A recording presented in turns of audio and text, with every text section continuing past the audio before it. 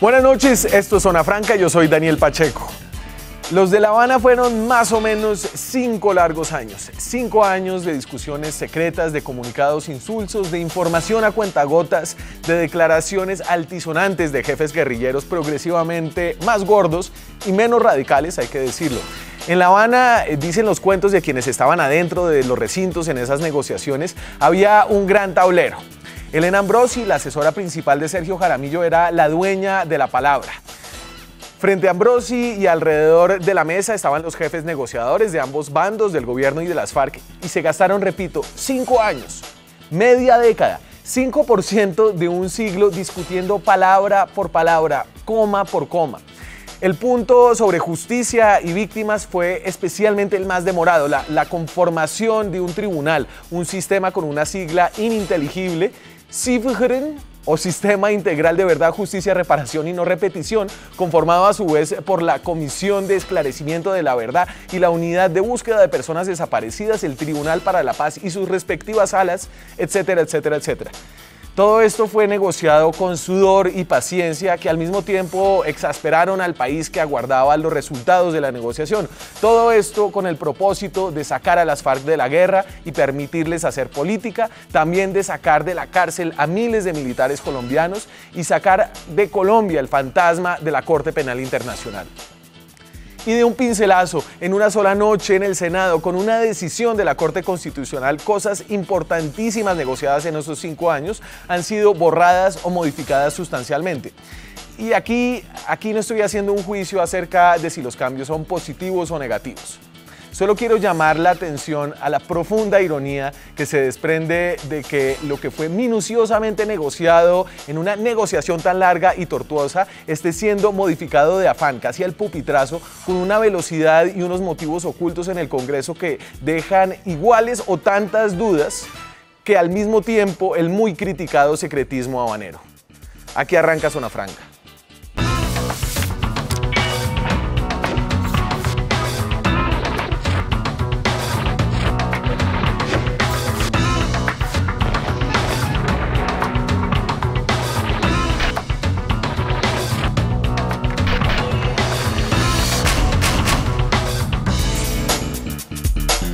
Y para hablar de esta muy agitada semana de cambios, de modificaciones en la Corte, en el Congreso, sobre todo en el Senado, tenemos al promotor y los detractores, creo que va a ser así, de estos cambios. Nos acompaña esta noche, hablando del promotor, el senador Carlos Fernando Galán, del partido Cambio Radical, uno de los partidos que fue más activo en estos cambios sustanciales, dicen algunos, a la Jurisdicción Especial de Paz. Carlos Fernando, ¿cómo está? Buenas noches, Daniel. Muchas gracias por la oportunidad, por tenernos aquí otra vez, a Antonio, a Andrés Felipe y a los televidentes que nos acompañan. Antonio Navarro, senador del Partido Verde, una de las personas que me imagino no está muy contenta con lo que salió de la Cámara Alta. Estoy contento porque salió, porque tengo mis dudas sobre lo que porque salió. no soltó. Y estuvo a punto de no salir. Sí. Sí, y ahora le llega a usted, Andrés Villamizar es representante a la Cámara por Bogotá, a la Cámara de Representantes donde llega la Ley Estatutaria de la Justicia Especial de Paz, de la Jurisdicción Especial de Paz. ¿Qué tal, Andrés? Bienvenido al programa, la primera vez que lo tengo por acá. Muchas gracias, muy contento de estar aquí con Carlos Fernando y con el senador Antonio. Muy a la expectativa de lo que va a suceder ahora en la Cámara. Estamos atentos a la ponencia y a trabajar fuertemente la semana que viene. ¿No ha radicado el gobierno? El ponente es el responsable ¿Sí? de radicar. Ha manifestado el doctor Penagos que va a hacer unas modificaciones a lo que salió de Senado y por supuesto lo hará la próxima semana. Esperemos poderlo empezar a debatir la próxima semana. Y adelante nos va la ponencia con un texto parecido al del Senado. Ha manifestado el doctor Penagos, que es el ponente, el coordinador ponente, que hay unos cambios importantes con respecto a lo que salió en Senado. Bueno, entonces, a ver, los cambios, y esta semana hablamos de los cambios que hizo la Corte Constitucional con el fallo de exequibilidad al acto legislativo, y yo, a ver, esto lo he repetido, esto es complejo. Ahorita tenemos una nota de calle donde le preguntamos a la gente qué entiende de la JEP, y no entiende ni JEP de lo que se trata esto, pero el acto legislativo es digamos, los huesos de este tribunal, de este sistema, el sistema de justicia, verdad programa Reparación y No Repetición que salió de La Habana, que crea el Tribunal de Paz, que crea la Unidad de Búsqueda de Personas Desaparecidas, que crea también la Comisión de la Verdad. Esos huesos fueron aprobados con algunas modificaciones por la Corte Constitucional y ahora la ley estatutaria que se está discutiendo, que ya salió del Senado, que ahora entra a Cámara, es como la carne que arropa esos huesos y da los detalles. Esos detalles, los que más han molestado tal vez y más polémica han generado son un nuevo régimen de inhabilidades para los magistrados ya elegidos del Tribunal de Paz. Y voy a arrancar con esto. ¿Son más o menos estas las inhabilidades? Y esto de aquí entiendo que Cambio Radical tuvo una mano importante. Entonces, quienes hayan tenido vínculos con procesos judiciales relacionados con el conflicto armado quedan inhabilitados. Quedan inhabilitados quienes hayan llevado esos procesos legales en contra del Estado, así haya sido a favor o en contra, también desde el Estado, los defensores del Estado. Quienes hayan participado de la negociación del acuerdo en los últimos 5 años quedan inhabilitados. Y quienes hayan interpuesto recursos ante el Estado en temas relacionados con derechos humanos en Colombia o en tribunales internacionales, o quienes hayan participado o hayan emitido opinión de conceptos profesionales sobre la reglamentación de este modelo de justicia transicional.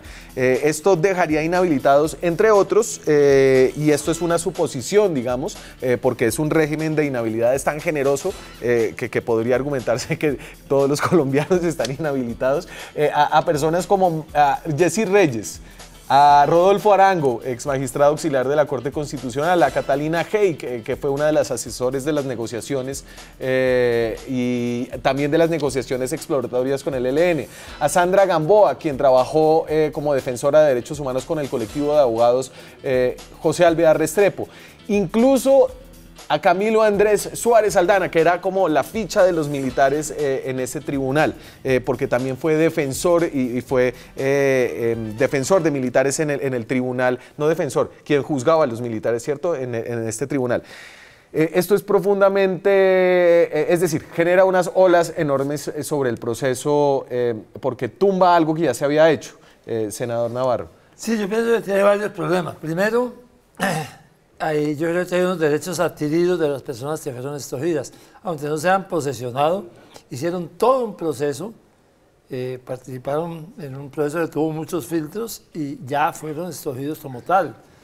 Hay unos derechos adquiridos en primer lugar. En segundo lugar, es tan amplia la manera como las inhabilidades se aprobaron, que los que saben de los temas sobre los cuales van a tener que decidir quedaron inhabilitados, que son los que han estado metidos en procesos de derechos humanos, en demandas defendiendo a los clientes. El derecho de un abogado y ganarse la vida defendiendo a los clientes que los contratan. Y si los contrataron para demandas que tuvieran que ver con asuntos del conflicto armado, entonces queda inhabilitado. Yo hubiera preferido, y se lo propuse varias veces a los miembros de Cambio Radical, que fueron los que promovieron esta idea y consiguieron finalmente el apoyo de otras bancadas, que fueran impedimentos. O sea, que cuando una persona le trajera un caso sobre el que había tenido una participación, no había fijado una posición o tenía unas declaraciones al respecto, pues entonces quedara impedido para ese caso concreto. Que eso era más razonable que unas inhabilidades de tipo general que, como le digo, pueden afectar no a todos, pero a muchos de los miembros de las instituciones que crearon en la Justicia Especial de Paz. Y a ver, Carlos Fernando, yo le voy a ayudar, le voy a ayudar un poquito para entender cuál fue la... ¿Necesito ayuda? ¿Usted cree que necesita yo creo ayuda? Que sí necesita ayuda, yo creo que esto quedó, yo creo que esto quedó, es decir, más allá de la intención, creo que en la letra de cómo fue escrito tiene muchas vulnerabilidades jurídicas, pero yo le voy a ayudar para que la gente entienda cuál era el espíritu, porque yo creo que ahí hay un argumento que tiene razón. Y le voy a poner lo que había dicho la magistrada, hoy magistrada Gamboa, que es una de las personas que generaron algunas dudas con respecto a su imparcialidad. Y vea que sí le estoy ayudando un poquito. Esto es lo que dijo la magistrada Gamboa. El primero es recordar ante usted y ante todos los presentes y obviamente ante todo el país, que quienes estamos aquí fuimos unos de quienes denunciamos al señor expresidente Álvaro Uribe Vélez. Esto quiere decir que estamos absolutamente interesados en que se desarrolle un procedimiento sobre su responsabilidad penal, sobre los crímenes que hemos denunciado. Entonces, esta fue una de las magistradas que ahora tendría Sí, la labor de juzgar, no a Uribe, ¿no? Porque Uribe quedó claro que quedó por fuera. No, quedó por fuera, exacto. Pero mire, Daniel, aquí es importante poner un poco en contexto a la gente. Como usted dijo, esto es un tema muy complejo de muchos años de discusión del proceso de paz. Hicimos un proceso de paz con las FARC y de ese proceso se derivó la necesidad de crear un mecanismo de justicia transicional para acceder a la verdad, para construir, digamos, un mecanismo que nos permitiera, digamos, poner sobre la mesa lo que pasó, tragarnos muchos sapos, porque la gente no va a ir a la cárcel en la mayoría de los casos, etc.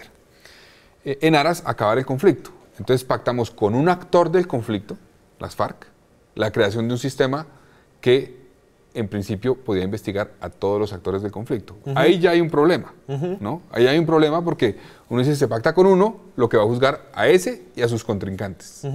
Y yo metería ahí a los militares, que era una preocupación importante del gobierno. Sí, ¿no? Entonces, eso ya ha generado un problema. Entonces, es fundamental, esto, digamos, como mirándolo desde el punto de vista macro, que ese sistema judicial dé confianza, dé tranquilidad a todos, de imparcialidad.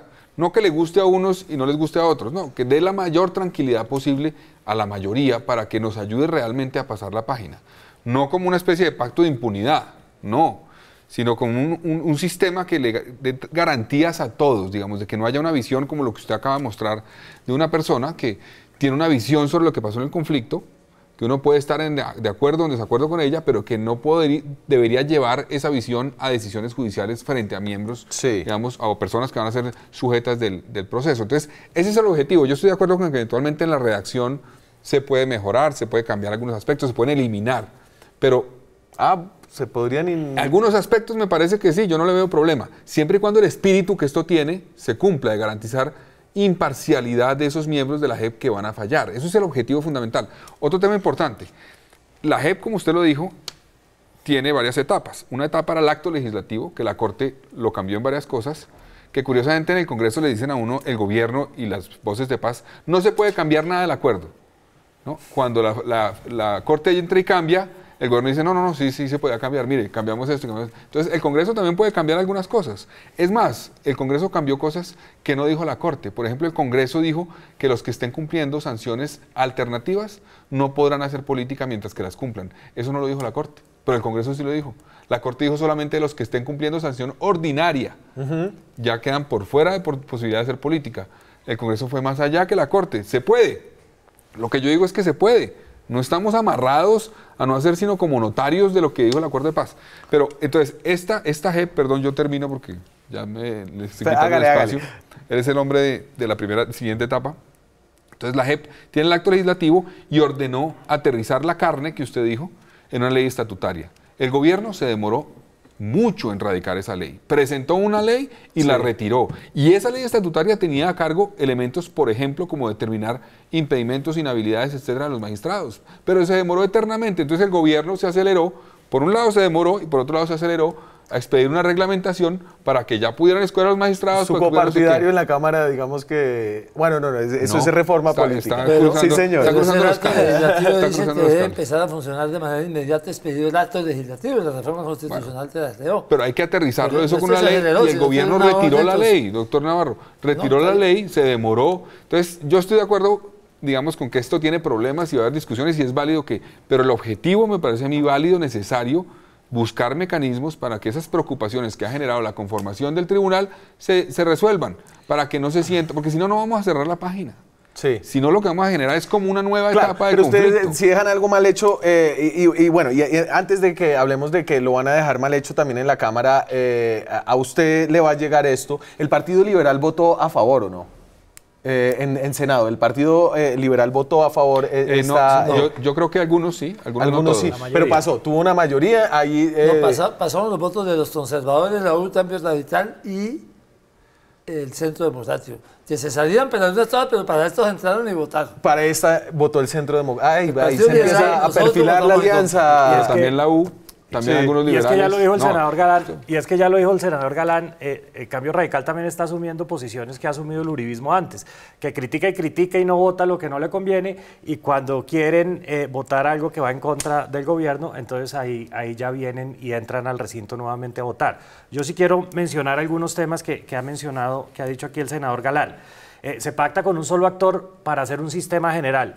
Pero esta mañana sale el ministro de la Defensa y el general Rodríguez a decir que ellos también están muy interesados en que prospere y se haga rápido la ley estatutaria de la JEP. Yo creo que esto es muy importante porque nos dice que todos los sectores están teniendo garantías acá. Ahora bien, sobre las inhabilidades a mí sí me queda una preocupación muy grande y comparto la posición del senador Navarro, que deberían ser más sobre incompatibilidades puntuales, sobre casos que sobre la profesión de alguien. Hace 2 semanas, cuando la redacción no se daba como salió en el Senado, se decía que el doctor Jerzy Reyes, por poner solo un ejemplo, era el moderado porque había sido ministro de la Justicia, que el problema era aquellos juristas que habían litigado, pero es que los abogados litigan, esa es la función de ellos, que habían litigado a favor pues de hay un abogado muy bueno que ahora está humanos. creo que en la Fiscalía, que ese régimen de inhabilidades, póngaselo al fiscal y no podría ser fiscal, algo así. Alguien que haya tenido relaciones con empresas que estén investigadas por la Fiscalía. Pero el mejor ejemplo de que los abogados litigan es un amigo de Cambio Radical, que es el doctor Gustavo Moreno, que había litigado contra temas de corrupción y terminó siendo el fiscal contra la corrupción. Y ya sabemos qué es lo que ha sucedido. Yo nunca lo había visto en Cambio Radical. Eso es... Digamos, eso de empezar a atacar de esas formas, no, yo lo que digo es la intención es buena, pero la manera como lo hicieron no es buena. Como hubiera sido bueno era limitar a los impedimentos. No pero yo le planteo una pregunta, doctor Navarro. Pero venga, una pregunta. Estoy de acuerdo con que hay que buscar una fórmula eventualmente que mejore eso. Pero yo le pregunto lo siguiente, si usted lo limita a cuando la persona eventualmente litigó en un caso particular frente a la persona que ahora va a juzgar, si lo limita a eso, usted dice, bueno, resolvemos el problema, pero es relativo, porque si esa persona ha tenido 30 casos o 40 casos, todos contra un mismo actor de conflicto, en los que ha manifestado, entonces ya presenta una posición, digamos, que yo no digo que sea equivocada. Para eso están los tonjueces, para eso existe la figura del tonjuez. Que no fue la mejor persona para estar en esa suerte, puede ser, pero tendría muchos impedimentos. ¿Quién escoge los conjueces? Ellos mismos. Pero también, eso es, a ver, están los huesos, que es el acto legislativo, están las carnes en proceso, que son la estatutaria, y falta la piel, digamos, que es un tercer proyecto. Esto es un proyecto de ley, ley estatutaria. También es una ley estatutaria, el reglamento interno del Tribunal de Paz. No, eso ya es una ley. Hay facultades para que la misma JEP, la misma... la dicte, pero tiene que ser aprobada por el Congreso. No, sí, exactamente. Esa es otra ley de procedimientos. Es la ley procesal. Que la presenta el gobierno y la aprueba el Congreso. Pero mientras que eso se expida, ellos se pueden expedir su propio reglamento, digámoslo así. Pero también está la pluralidad de los miembros, de los magistrados de la JEP. Y usted mismo lo mencionó aquí en la introducción que hemos hecho. Claro, aquí había gente que ha defendido temas de derechos humanos, pero también hay abogados que han defendido temas relacionados con los militares, y hay personas mucho más institucionales, por decirlo de alguna manera, que provienen... Es que creo que ni Rafael Nieto Loaiza podría... Pero hay un elemento más. Conocido el nombre de los escogidos, les ponen los impedimentos. Claro, no me gustaron, entonces hacemos a estos. Hay un buen argumento ahí del otro lado. No se había podido hacer todavía, digamos, porque es que el gobierno se demoró en presentar esta ley, y esta ley era el camino correcto para hacerlo, entonces era muy difícil, doctor Navarro, pero yo estoy de acuerdo con que se pueden buscar fórmulas para que no queden excluidos, digamos, todos de esa forma, pero sí aquella persona que ha demostrado que tiene una posición evidente frente a un actor del conflicto, consistente, pues yo creo que sí es mejor en aras, no por decir que está en una posición equivocada, etcétera, pero en aras a que superemos este conflicto realmente y pasemos la página y confiemos todos en esa justicia, a que eventualmente esas personas no estén allí en esos casos, por lo menos. Ahora, un tema que dice Andrés Felipe, no, es que le da tranquilidad a todo el mundo, pero mire, cuando decimos, por ejemplo, que, hombre, ¿por qué no responden antes de hacer política por lo que hicieron? Cuenten sus delitos, no paguen la sanción, no cuenten sus delitos, cuenten la verdad de lo que pasó. Entonces salen con los que van a ser sujetos que están contentos con el sistema o estaban contentos con el sistema hasta esta decisión de la Corte, salen a decir, bueno, entonces que el Consejo Gremial Colombiano renuncie a todas sus empresas, que vaya y se presente a la JEP confiese sus delitos y después sí vuelvan a sus Está empresas. hablando de el ya cambió de tema, ya cambió de Pero tema. la El Corte infame- fue clara en eso, y eso fue espere. un aspecto muy positivo, creo Sí. yo, que esos terceros, por ejemplo, el sector empresarial que tenía muchas dudas, pueden acceder, pero de manera voluntaria. Yo creo que, Yo creo que Andrés, y ese para el es un proceso. tema Quedan de fondo. preservados. Y ese es un tema mucho más de fondo que este Queda de en las manos de la inhabilidades, justicia ¿no? ordinaria, pero este es otro tema. Este es otro tema. Antes de irme a la pausa, quiero que escuchemos a Patricia Linares, es la presidenta del Tribunal de Paz de esta corte, quien evidentemente no está de acuerdo con esta lista de inhabilidades.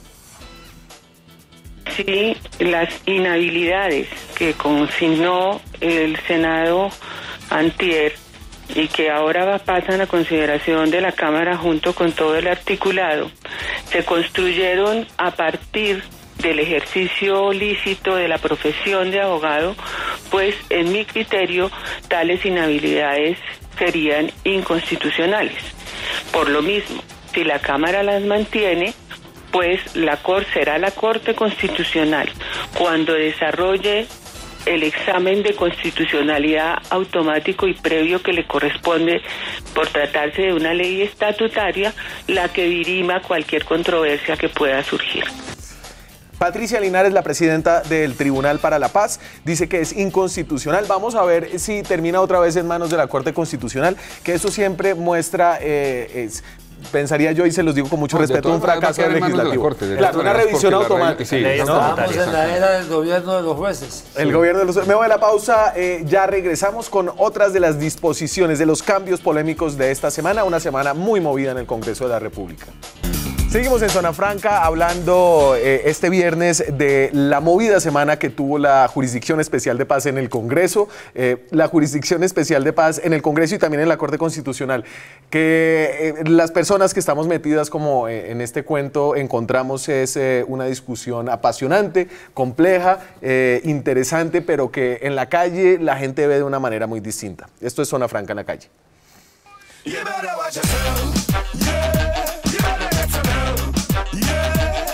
¿Usted sabe qué es la JEP y para qué sirve eso? Es la justicia transicional que está instaurando el gobierno en las negociaciones con las FARC. Creo que es algo de gerenciamiento.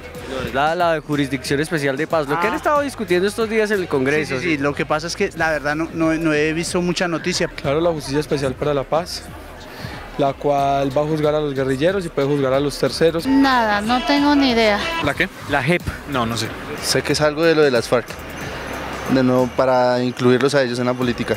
Esa es la máxima vagabundería que se ha inventado el presidente Santos. ¿La JEP? No sé qué es la JEP. No he oído hablar de la Jurisdicción Especial de Paz, que es la JEP. Sí. Ah, sí. Eso es un proceso de destrucción del planeta. La justicia de algo así de la paz. La JEP.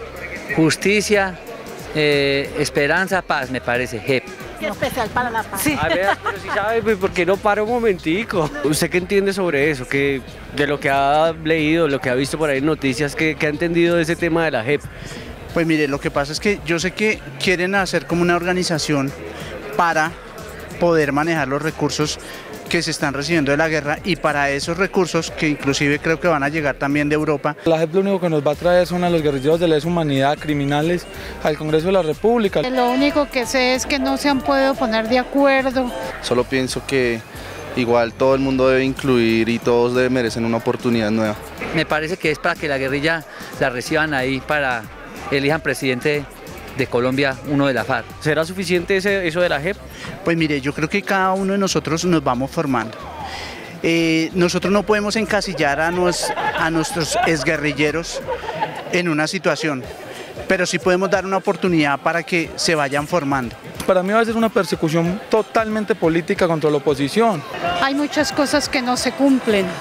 Hay muchas cosas que todavía están ahí sin resolver.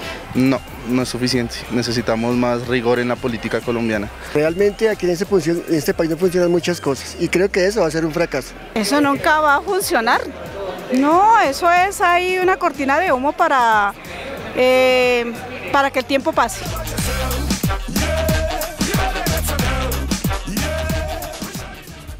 Justicia, Esperanza y Paz. Deberían de pronto cambiarle el nombre. No, ya le cambian el nombre a todo. A ver, Andrés, ¿cómo? ¿Saben más de los de Heredia? Sí, no. Hay gente que está enterada, más allá de su sesgo, ¿no? Sí, más allá de su opinión, pero saben más de los... Aquí, a fuerza de repetición...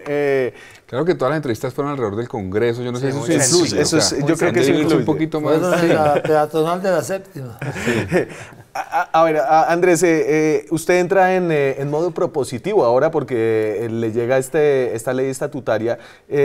Cuénteme qué se puede hacer ahí. Usted, aquí digamos, el senador Navarro dice, pensemos en un régimen de inhabilidad, no de inhabilidades, sino de impedimentos puntuales. El senador Galán también está abierto a que se cambie lo que su partido propuso y votó. ¿Usted qué diría?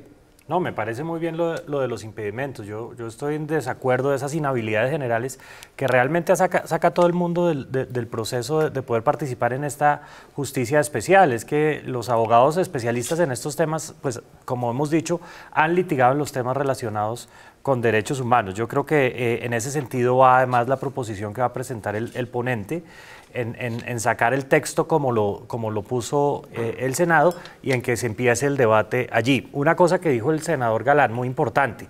Claro, el gobierno se ha demorado, presentó un proyecto de ley y lo retiró, pero el Congreso también se ha demorado y también es culpa nuestra, en cierta medida, que muchas de las implementaciones de los acuerdos de paz no se hayan podido concretar.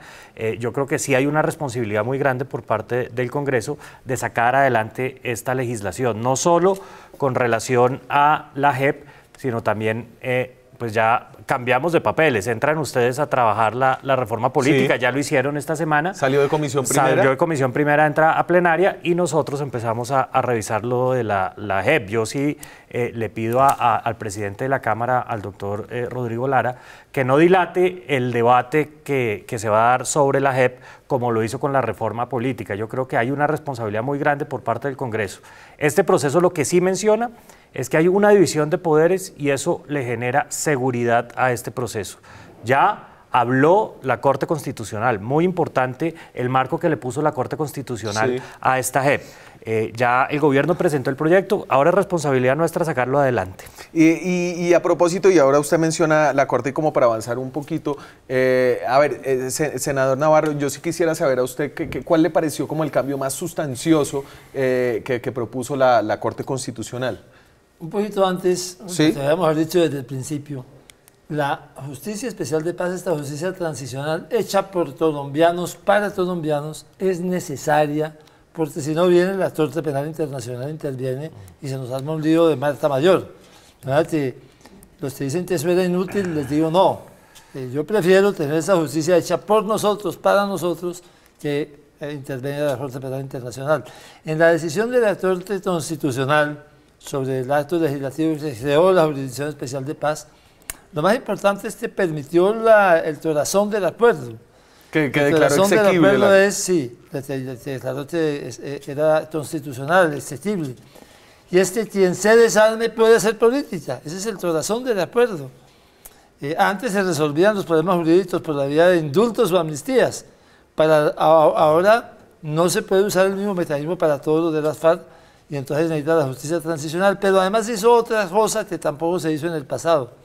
Resolver el problema no solamente de los guerrilleros, sino de los terceros civiles y de los miembros del Estado. ¿Y le gustó cómo dejó la Corte en lo que conocemos de ese fallo, que todavía no se ha hecho público, el que los terceros, los civiles, no militares, no guerrilleros, no paramilitares, personas que hayan estado involucradas en el conflicto, solo se tienen que presentar voluntariamente? A mí me parece que es bueno, porque evita esa tesis que se está abriendo paso de tesis para perseguir a los opositores del gobierno. No, si no se quieren presentar, no se presentan. Claro, le están apostando a la ineficacia de la justicia ordinaria.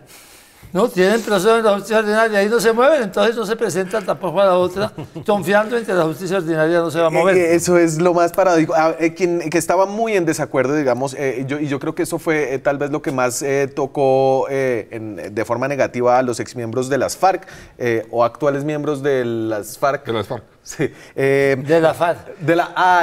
La FARC. Antes eran las FARC y ahora es la FARC. O sea, parecido a como lo llama Uribe, la FARC. Ponce. Fue Pablo Catatumbo, uno de los exmiembros del secretariado, actuales miembros de la dirección política, candidato a la Cámara. Catatumbo está en Cámara. Sí, creo que es Cámara porque Cámara Márquez es Senado. Pero usted dice los senadores, no sé quiénes serán. Catatumbo, esto es lo que dice Catatumbo y va al tema de los terceros. ¿En qué país del mundo, pregunto yo, se acepta que exista una casta de intocables que no se pueden juzgar porque tienen disque un fuero? Primero estaba el fuero presidencial, pero es que ahora lo quieren extender a gobernadores, a alcaldes, a diputados, a parlamentarios, a ministros, a magistrados. Aquí hay gobernadores, o sea que el señor Arana, asesino de concejales, ese señor a partir de ahora quedaría intocable. ¿Es cierto? Y ahí se equivoca, ¿no? Va al Senado. Catatumbo, ya me confirman acá. Pero no es cierto lo que usted dice. La justicia ordinaria los puede procesar. Claro, pero entonces aquí... no es que sean intocables. Por el los contrario. puede procesar. Lo que pasa es que los que no se presenten le apuestan a la inefectividad o ineficacia de la justicia ordinaria. Pero los procesos de la justicia ordinaria pueden avanzar y en algunos casos han avanzado. Como han avanzado en muchos casos. En algunos casos han avanzado. Sí, claro. Pues... No, y pues al por ejemplo, salirse, el 30% del Congreso, por ejemplo, preso, eso no es poca cosa. Cierto. Y al salirse de la justicia transicional, pues las penas van a ser más duras. Claro, pueden terminar condenados a 30, 40 años de cárcel. Y ahí, digamos que yo lo que recojo de Catatumbo, además de que se extiende como el régimen de inhabilidades, es el hecho de que esta ya no es una corte que va a poder conocer del universo total de los delitos cometidos en el marco del conflicto en Colombia, sino de un universo más reducido. ¿Eso a usted le parece que desvirtúa un poco el objeto de esta corte como una corte de cierre de todos los delitos? A mí no me parece porque en cierta forma, como dice el doctor Navarro, digamos, permite cerrar un poco y aclarar cómo se va a investigar y cerrar la página del conflicto. Me parece que eso, es que si uno, repito lo que yo decía en un principio, si uno pacta con un actor de conflicto un sistema judicial para que meta a todos, eso no es fácil, eso no es, digamos, eso difícilmente tendrá la legitimidad y el apoyo popular para garantizar que realmente sirva para pasar la página. Es muy complejo. Pero permítame referirme a lo que usted decía del fallo de la Corte. La Corte hizo una cosa importantísima. En la JEP no quedó la condicionalidad que era necesaria. Va a hablar de sus proposiciones. Pero antes de eso, le quitó al tema de ser suerte de cierre. Me parece que eso es inadecuado. Mantuvo la torta de cierre en la torta constitucional. O sea, la torta constitucional mantuvo su propia institución, ser torta de cierre, porque las tutelas ya no se revisan por ese mecanismo especial dentro de la JEP. Que era inviable, no nos digamos mentiras. Tenía que haber unanimidad y si no la había, la JEP era la que decidía. Por eso, tiene que haber mayoría. Era torta de cierre. Aquí no, la torta de cierre sigue siendo la corte constitucional. Me parece que eso no es bueno. ¿Quién moduló el fallo? Exactamente, quien moduló el fallo termina manteniendo una potestad. Estando de acuerdo con el senador... Fresco, vamos a hacer su cuña. No, es un tema importante, También es importante que ante tantas críticas pues se mantiene el equilibrio de poderes. Yo creo que lo de la Corte sigue siendo importante porque le da garantías a los demás sectores de que las tutelas van a ser revisadas por otro órgano. Eso es importante. Lo de la Procuraduría también es muy importante, que pueda participar en todo el proceso sin ninguna restricción, bajo el esquema ordinario de cómo funciona la Procuraduría en este tipo de procesos. Listo. Dediquémosle un bloque al tema de la elegibilidad, que es el tema clave de en qué momento... A ver, ya se sabía que las FARC sí iban a poder hacer política a pesar de haber cometido delitos graves. Lo que no estaba muy claro era cómo iba a ser esa secuencia, si era después de haber entrado a la JEP, antes podían hacerlo, si tenían que salir si la JEP los condenaba. Eso se empieza a aclarar un poco más. Obviamente esto sigue en movimiento. Vamos a la pausa y regresamos con esa pregunta. Seguimos en Zona Franca, hoy viernes con política, porque estuvo muy movida la semana política por decisiones de la Corte Constitucional, del Senado de la República. También en la Cámara están pasando cosas.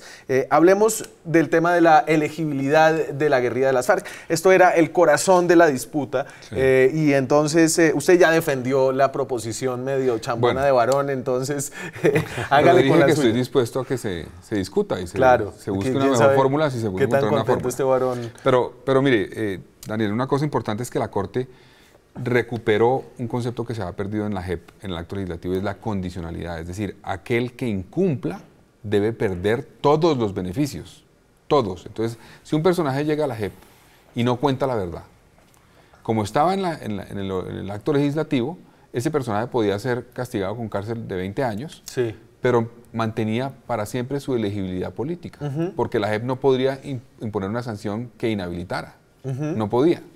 Claro. Eso sí estaba el acto legislativo. Entonces yo decía, eso es absurdo, tiene que haber una condicionalidad, el que incumpla pierde. Le dije al ministro Cristo eso. El ministro Cristo inicialmente me dijo, estoy de acuerdo, metámoslo.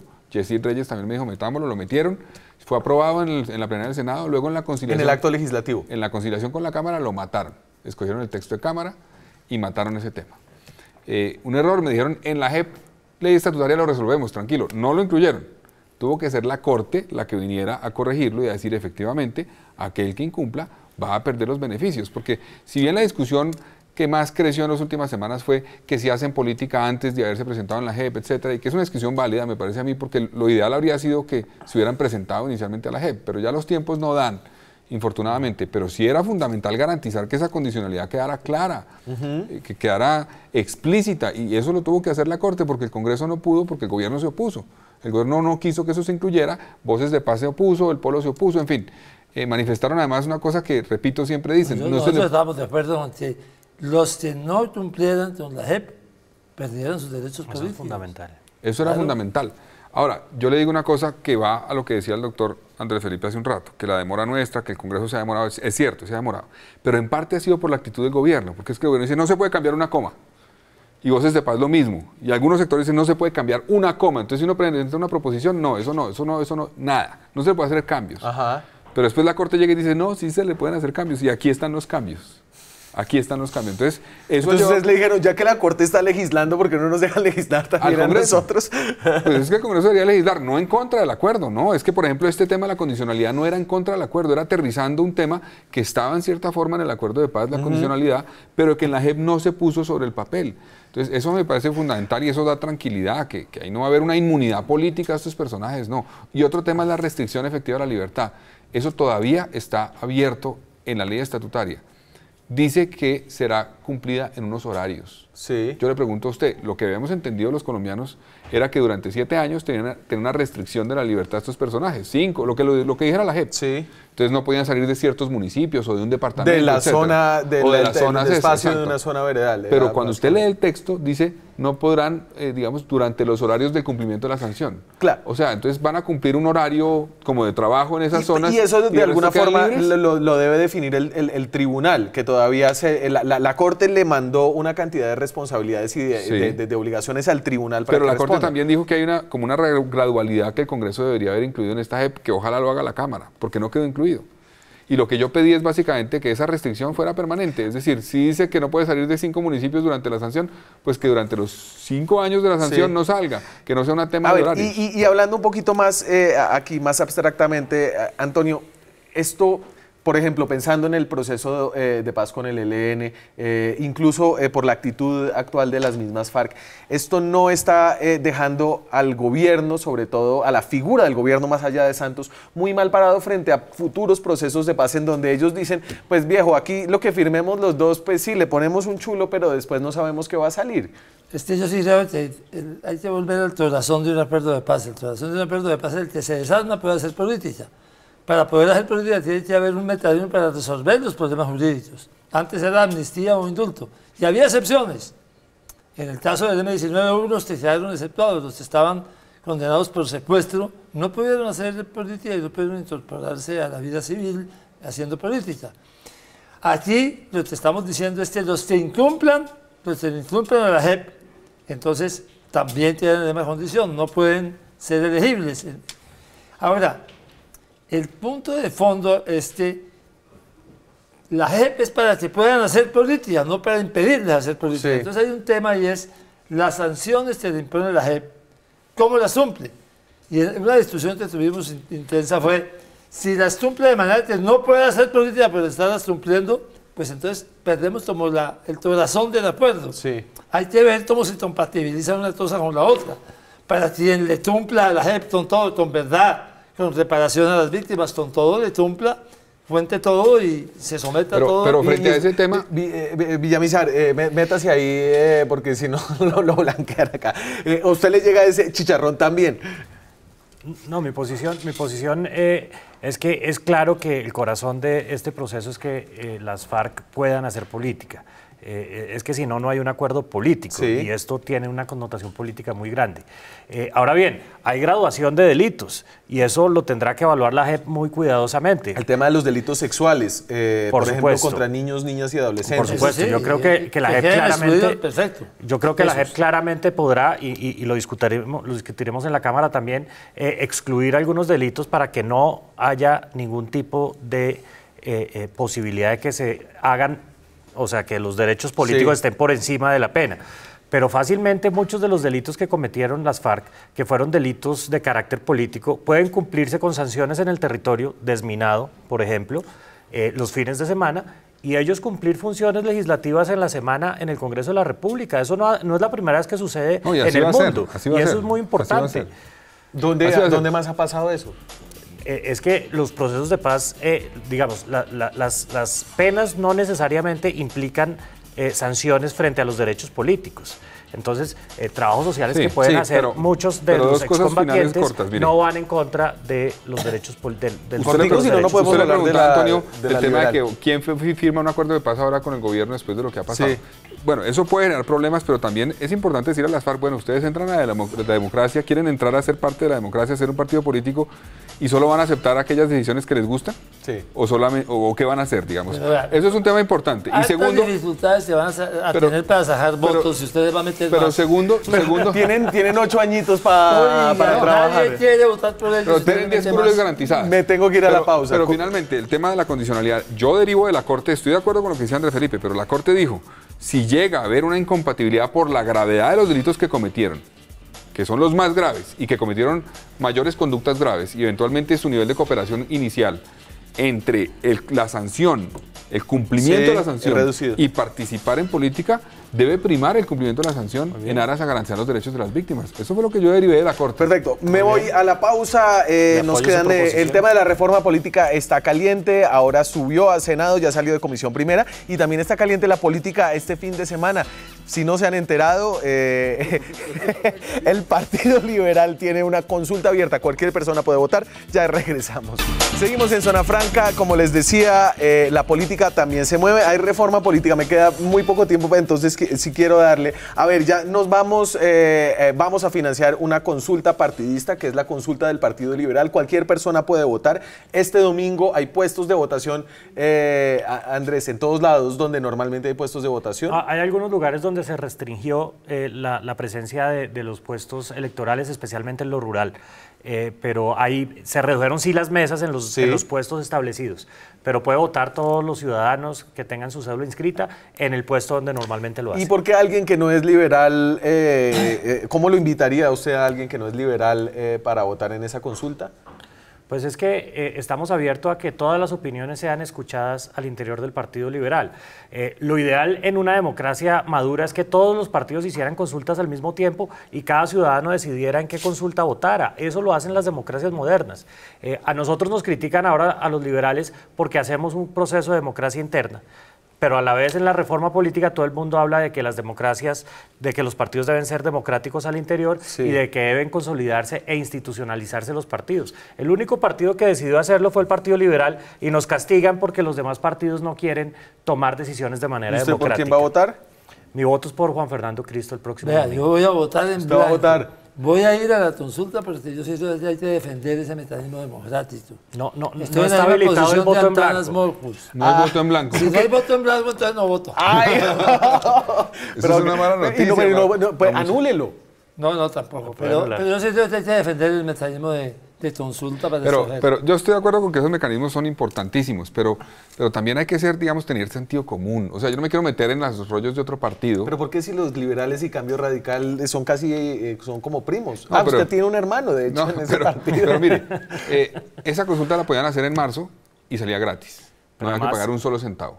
No había que pagar un solo centavo, participaba con las 10 veces elecciones más. del Congreso. Exacto, se podía hacer. Uno dice, no, que es que la diferencia entre la calle y Cristo es monumental, el Partido Liberal se está definiendo el futuro porque son, no son drásticamente diferentes, o sea, son muy parecidos. Entonces, ¿por qué no se pusieron de acuerdo? O sea, buscar una fórmula. Hoy representan los dos un poco el samperismo, el gavirismo unidos, más o menos. Es lo mismo un poco hoy en el Partido Liberal. Entonces pónganse de acuerdo de otro mecanismo. O hagan una consulta que no le cueste a los colombianos y que participen 5 millones de colombianos. Eso lo pueden hacer. Yo estoy de acuerdo con Carlos Fernando y con su hermano, que esa era la propuesta. Ay, no, pero le van cáscara de la calle y no hay nadie aquí de la calle. La propuesta de Juan Fernando Cristo también es que fuera en marzo. Eso facilitaría muchos temas de venga, pero eso lo hizo... Pero además esto es una herencia que tenemos de su padre. Claro, pero que él insistía mucho que fuera abierta. O sea, que abiertas que sean las elecciones de marzo donde votan 14 millones de colombianos. Porque ahorita van a votar, no sé, pues siendo optimistas, 1 millón de colombianos. Invitamos a todos los colombianos a que nos acompañen. No van a terminar votando, entonces terminará siendo un tema de maquinaria. Yo no voto porque yo no soy liberal y se estojan los liberales, les parece mejor a los liberales. Pero un poco la idea de esta consulta es que el liberal pudiera eventualmente hacer una alianza con quien salga de su alianza de los ninis. Hay que esperar a ver cómo evoluciona nuestra coalición, porque no está todavía totalmente definido el procedimiento de escogencia. A mí me gusta una consulta popular en marzo. Esa es la que me gusta a mí. Le gusta sí. Por varios lados he oído que no ha sido todo muy fácil allá adentro. Sí, no está claro que esa sea la decisión de todos. O sea, no es la decisión de todos en este momento y por lo tanto no se puede. Pero esa decisión en marzo entonces implicaría que irían separados en primera vuelta con los liberales. Sí. O sea, entonces el objetivo de hacer la consulta liberal en noviembre pierde, digamos, razón de ser. Porque era para hacer una alianza con ellos ya no se puede hacer. Todavía podrían ellos hablar con Clara López, con Gustavo Petro. Se me acaba el programa, tengo una cosa más, solo quiero ¿cuántos votos saca la consulta liberal más allá de quién gane? Yo creo que debemos estar alrededor del 1 millón de votos, que fue muy cerca a lo que tuvimos en una consulta interna que ya hicimos. Uy, no sé, pero alrededor de 800.000 votos. ¿Y usted? No tengo bola de cristal y como no voy a votar, no opino. Anule el voto, eso cuenta. ¿Usted va a votar? No. Ah, bueno. No, yo no voy a votar. Y si fuera a votar no le diría. A propósito de esta consulta liberal, va a pasar algo que todos deben saber este fin de semana. No va a ayudar a la popularidad de los liberales y esto es Juan Manuel Santos. Ley seca por la consulta liberal de este 19 de noviembre solo regirá desde las 6 de la mañana del domingo hasta las 6 de la mañana del lunes. Confío en que la jornada transcurra con total normalidad. Estoy seguro que eso sí. El candidato Cristo propuso que no se hiciera la ley seca porque sabemos que va en contra Muchas gracias, señores. Creo que faltan de las rentas departamentales. 2 semanas muy movidas de política. Aquí estaremos. Nos vemos la próxima semana. No se pierdan el especial de lo mejor de la semana de Zona Franca este domingo. Chao.